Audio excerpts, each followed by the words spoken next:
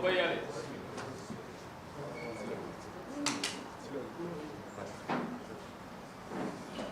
C'est bon. Merci beaucoup. Nous remercions la presse qui a bien voulu faire le déplacement pour couvrir la présente conférence de presse du Bureau politique national de PASTEF les Patriotes.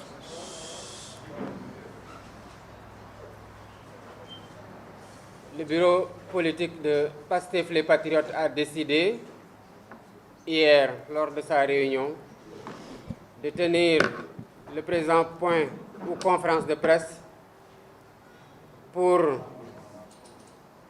attirer l'attention de l'opinion nationale et internationale et la prendre à témoin des dangereuses dérives du régime du président Macky Sall au Sénégal depuis bientôt 2 ans, mais qui connaissent ces derniers jours une proportion jadis inimaginable dans notre subconscient, j'allais dire démocratique. Les Sénégalais doivent se rendre compte à la lecture des derniers événements qui ont eu cours au Sénégal, particulièrement à la journée du 16 mars 2023,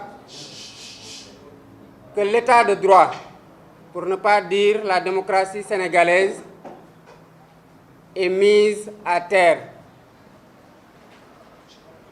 par le président Macky Sall qui vient de confirmer son obstination à piétiner l'opposition politique, la société civile, comme les populations de façon générale, dans l'unique dessein de maintenir sa dynastie à la tête du Sénégal.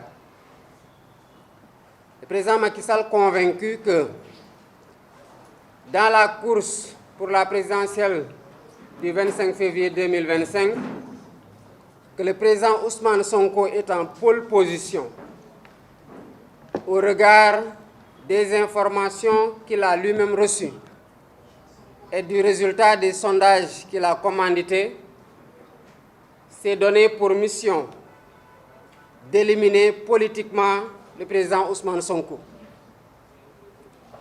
La diabolisation n'y fit rien.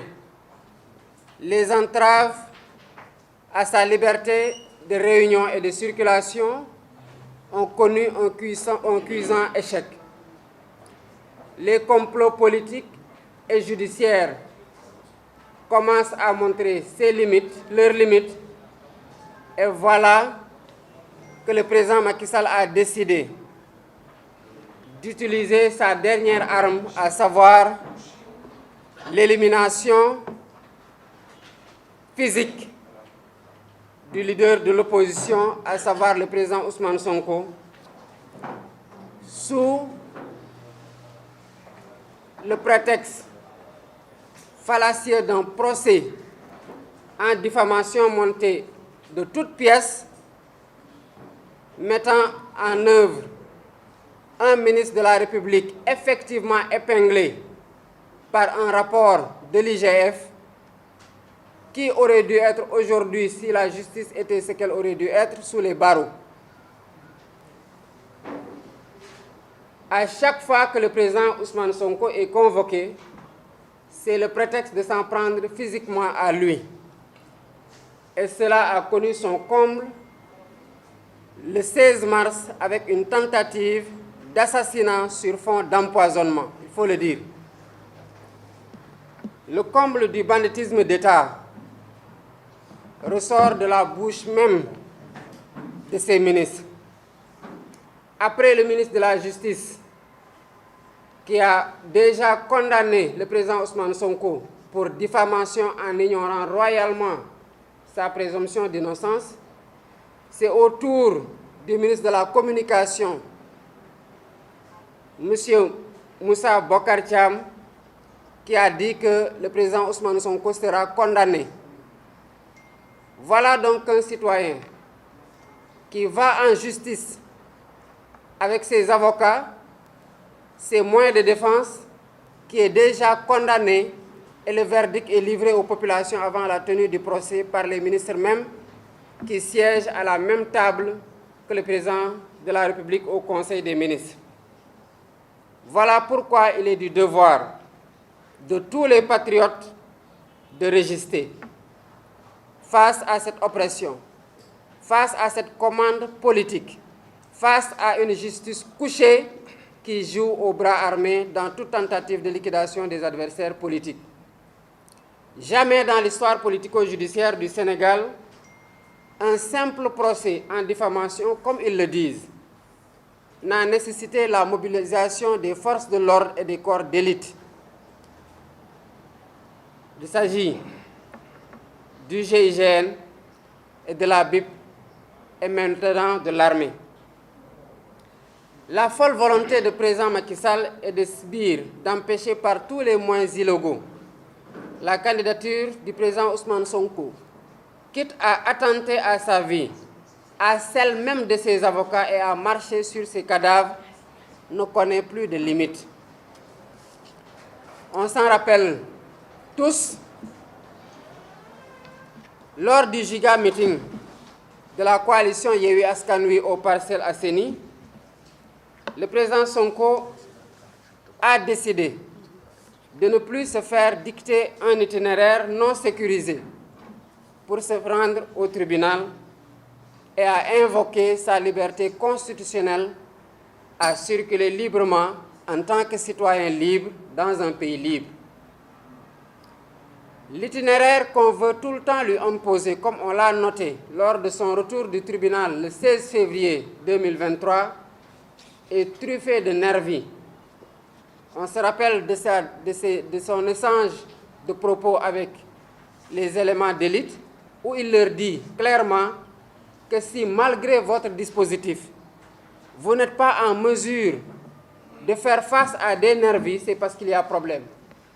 Et dès la sortie du tunnel, on a vu que c'est les nervis même qui ont tiré des fusils à pompe. On les a vus le 16 mars opérer de façon aux yeux des forces de l'ordre impunément avec des machettes, des fusils à pompe, des coupes-coupes et des couteaux. Au moment où nous vous parlons, lors du procès du 16 mars, il y a eu 5 manifestants qui ont été poignardés par des nervis. Parce que ce n'est pas les forces de l'ordre qui poignardent, c'est les nervis qui les ont poignardés. Et il y en a 3 qui ont été opérés, qui sont présentement hospitalisés. C'est ces nervis-là qu'on met en embuscade sur la corniche et à qui on veut livrer le président Ousmane Sonko. Et c'est pour ça qu'on refuse de prendre cet itinéraire-là. On a assisté au kidnapping de responsables et de membres du parti, notamment du bureau politique, du cabinet, ou des coordinations et de simples militants. Le stratagème du gouvernement, c'est de maintenir le plus longtemps possible en détention et d'essayer de décourager les masses résistantes à continuer à résister sur le terrain des luttes politiques. Nous assistons aujourd'hui au Sénégal à des citoyens, à des scènes où des citoyens comme Dame Mbodj, après avoir participé à une émission où il n'a dit aucun propos qui lui vaut une poursuite pour appel à insurrection ou pour diffamation ou pour autre chose, donc des propos corrects et républicains dans le sens de la vérité, a été poursuivi notamment sur la corniche et où son véhicule a essuyé des tirs à balles réelles. Et jusqu'à présent, le gouvernement n'a ouvert aucune enquête et une certaine presse même s'en défend d'évoquer clairement le sujet. Cette tentative d'assassinat non élucidée montre que le gouvernement n'a aucune limite dans l'élimination physique de toutes les voix discordantes, notamment de l'opposition et c'est ce qui a valu à notre leader une tentative d'empoisonnement sur laquelle nous reviendrons. On peut rappeler les épisodes. Déjà le 16 février 2023, on a participé au guet-apens du tunnel de Soumbédioune. Qu'est-ce qu'on voulait faire sous le tunnel? Face au refus, on a quand même vu que des grenades lacrymogènes, malgré l'engagement des forces de l'ordre, à se porter garant de la sécurité du président Ousmane Sonko sous le tunnel, des gaz ont été mis là-bas. Cela signifie que s'ils avaient spontanément exécuté leur ordre de suivre le tunnel, l'irréparable allait se produire. Combien de fois le président Ousmane Sonko a fait l'objet de séquestration? Quel est le citoyen aujourd'hui au Sénégal, libre, non condamné, fait l'objet de séquestration et qui, à la veille de chaque audience, voit les corps d'élite venir séquestrer son véhicule, son domicile, empêcher ses enfants de se rendre à l'école, empêcher ses épouses d'aller au travail, empêcher ses collaborateurs d'aller discuter avec leur chef de parti? Quel est le citoyen ou le responsable politique qui fait l'objet d'autant de persécutions, d'autant d'entraves à ses libertés les plus fondamentales qui sont garanties par la Constitution? Nous prenons l'opinion nationale et internationale à témoin que tout ce qui arrivera au président Ousmane Sonko et qui ressortirait du gazage dont il a fait l'objet le 16 mars sera de la responsabilité exclusive du président Macky Sall et de son ministre de l'Intérieur qui donne les ordres sur le terrain. Ces actes ignobles et barbares contre le président Ousmane Sonko et même ses avocats et ses militants feront l'objet de plaintes que le parti va déposer pour tentative d'assassinat et pour atteinte à l'intégrité physique de tous ceux qui en sont victimes, qu'il s'agisse du président Ousmane Sonko, de ses avocats et des militants et responsables de PASTEF. À ce jour, nous informons le président Ousmane Sonko, l'opinion nationale et internationale, que l'état de santé du président Ousmane Sonko est extrêmement préoccupant. Jusqu'à présent, nous-mêmes les responsables du parti, nous peinons à le voir. Ça signifie que sa situation clinique est extrêmement préoccupante pour nous et pour les médecins qui sont à son chevet. Voilà pourquoi le parti a décidé de mettre tous les moyens à notre disposition pour procéder à son évacuation en rapport avec ses avocats à l'étranger pour voir le degré de nocivité du gaz qui lui a été aspergé. Nous informons aussi comme le maître Ciré Clédor, qui n'a pas d'entrave par rapport à son passeport, a été envoyé en France pour subir les tests que nous voulons que le président Ousmane Sonko lui-même subisse. Nous exigeons dans ce registre alors que son passeport lui soit tout de suite restitué pour permettre de procéder sans délai aux formalités permettant de le sortir du territoire pour prendre en charge de façon correcte ses soucis de santé découlant des effets de la substance dont il a été aspergé. Rien ne nous rassurera par rapport à ça.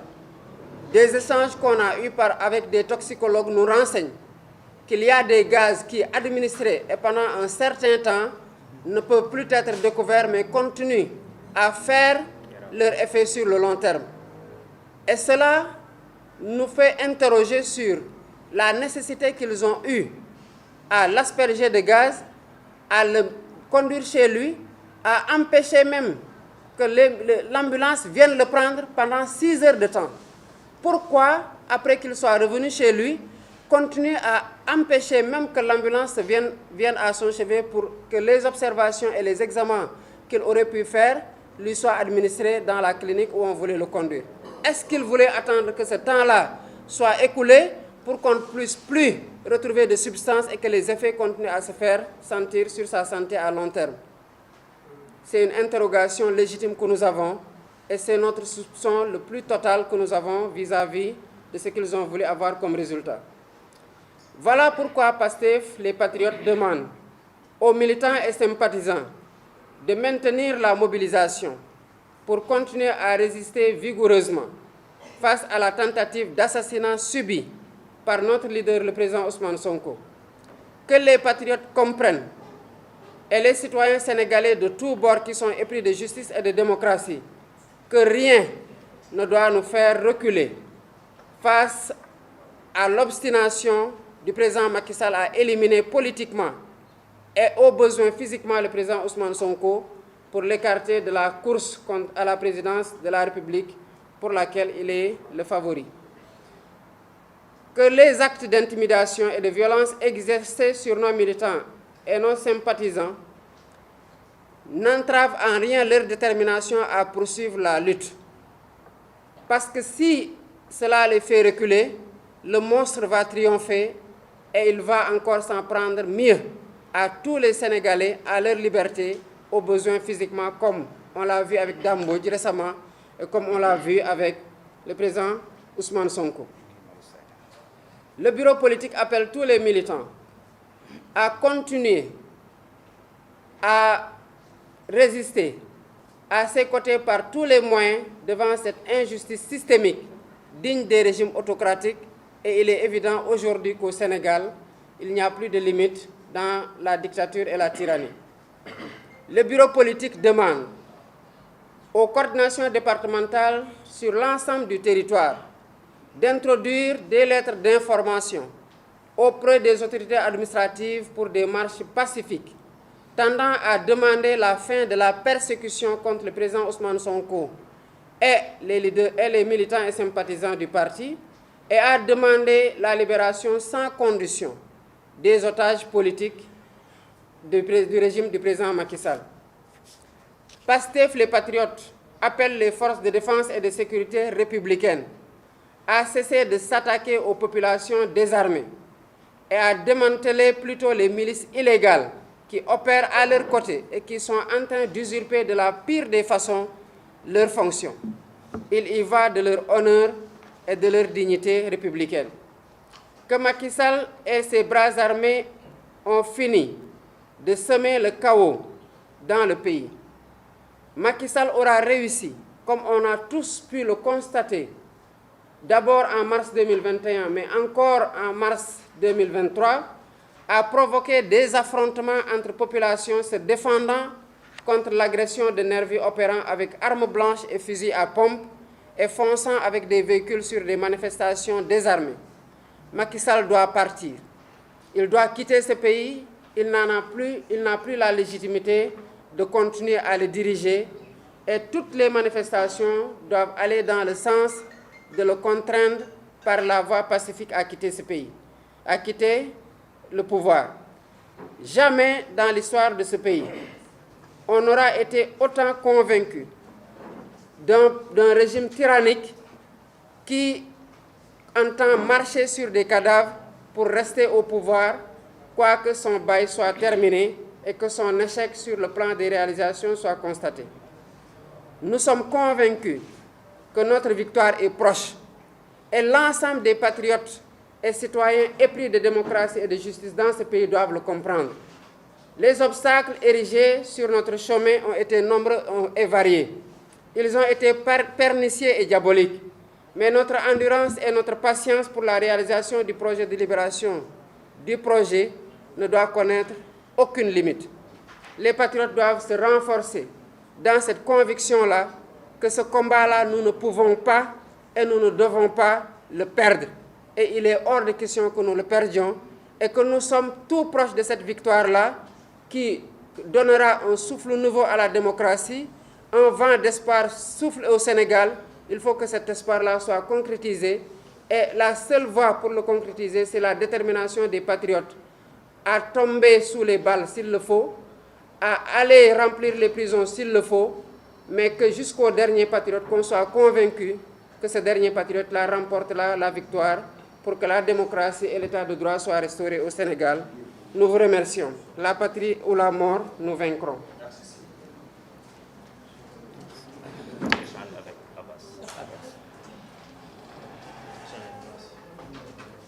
Merci.